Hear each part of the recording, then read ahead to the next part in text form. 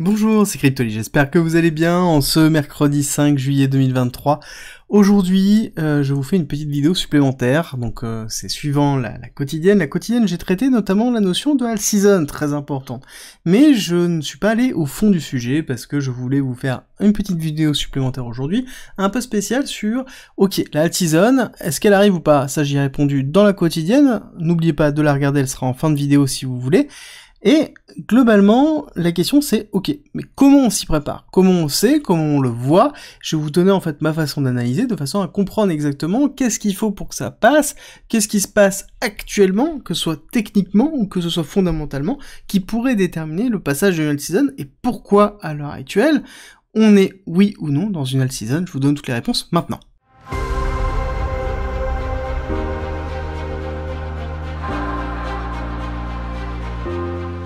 Alors déjà, il faut fondamentalement comprendre ce qu'est la alt season. La alt season, c'est quoi? C'est un transfert des liquidités des majors vers les mineurs. Ça veut dire quoi? Ça veut dire qu'on transfère les liquidités de BTC Ethereum, ou BTC vers Ethereum, puis Ethereum vers les altcoins, ou BTC vers les altcoins en incluant Ethereum. Bon, voilà, c'est un transfert de liquidités de l'un à l'autre.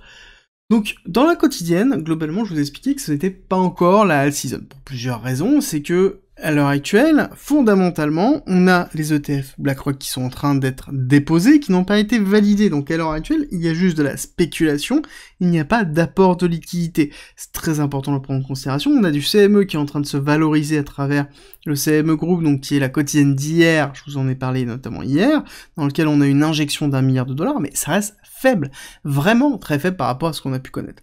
Et on voit que de toute façon, la dominance actuellement du BTC reste très haute, parce que on est en attente de l'injection de liquidité suite à la validation des ETF.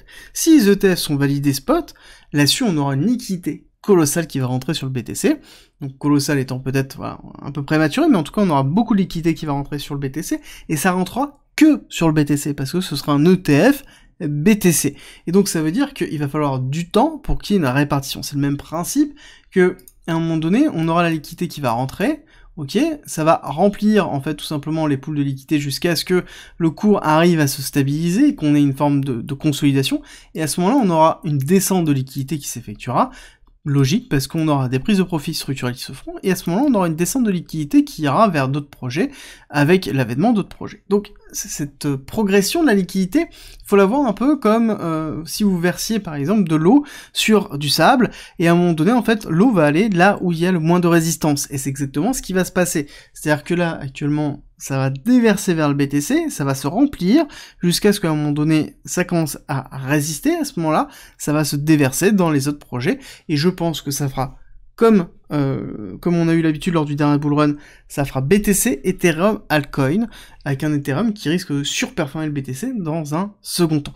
Donc pour moi, fondamentalement, oui, on peut arriver très vite dans un alt season, mais déjà dans un premier temps, il faut que les ETF spot soient validés, donc au niveau du BTC, potentiellement, il y a de grandes chances qu'on se retrouve avec un ETF ETH qui risque d'arriver aussi dans la foulée si jamais c'est validé, hein, faut pas se leurrer. Je pense que 3 à 6 mois après, on a un petit ETH qui arrivera doucement dessus, donc ça veut dire un deuxième apport de liquidité qui arrivera donc du coup à ce moment sur ETH, et donc on aura un transfert qui s'effectuera sur Altseason, mais ça va prendre encore une fois du temps au niveau de la liquidité pour se répartir. C'est pas quelque chose qui va se faire intensément, et il faut comprendre aussi ce qu'est réellement la alt season. La alt season, c'est une surperformance de l'ensemble des cryptos, en dehors de BTC et Ethereum, sur Ethereum et BTC.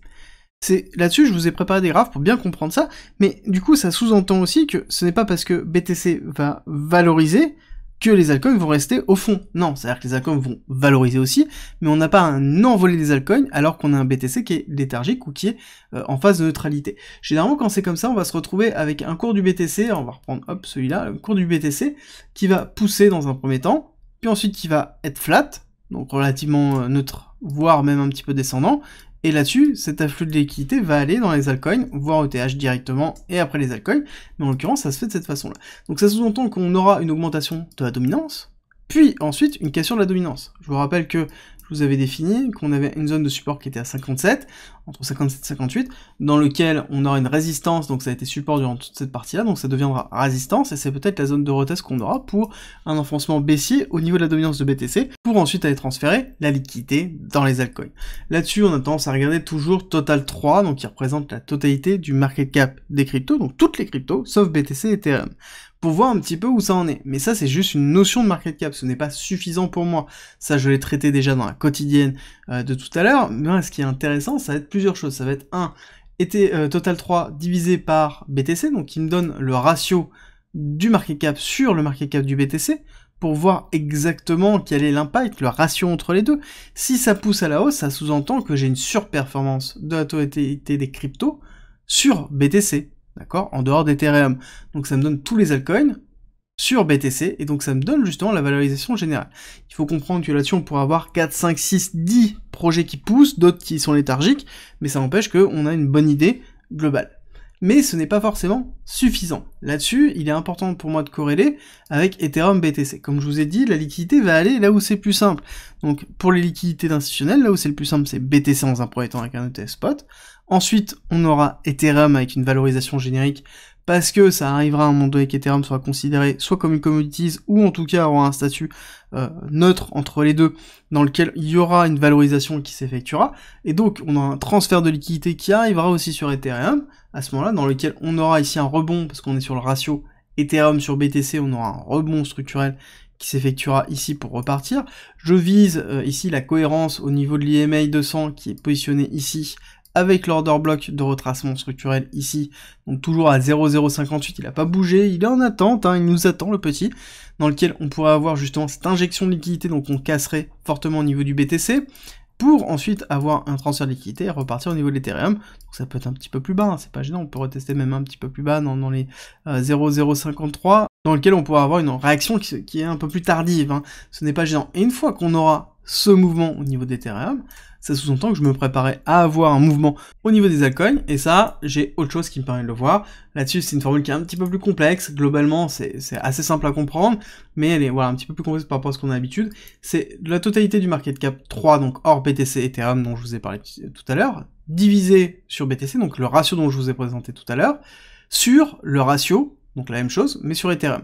C'est-à-dire que je vais comparer la force du total market 3 par rapport à BTC et par rapport à Ethereum. Ce ratio-là me permet de me déterminer est-ce que on a une surperformance d'altcoin par rapport à BTC ou une surperformance d'altcoin par rapport à Ethereum. L'avantage que ça a, cette comparaison, c'est que ça me permet de déterminer quel est le ratio de transfert de liquidité. Si vous avez compris mon principe, BTC, Ethereum, altcoin.